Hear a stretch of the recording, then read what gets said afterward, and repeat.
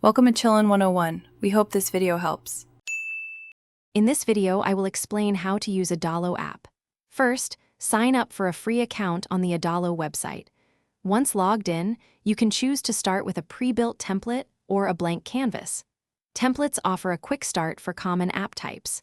Next, familiarize yourself with the intuitive drag-and-drop interface.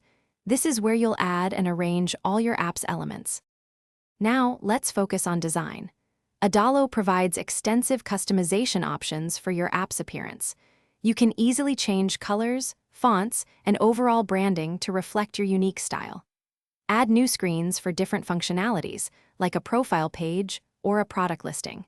Use the alignment guides to ensure all your elements are perfectly positioned for professional look and feel. Next, we'll bring your app to life with functionality and data.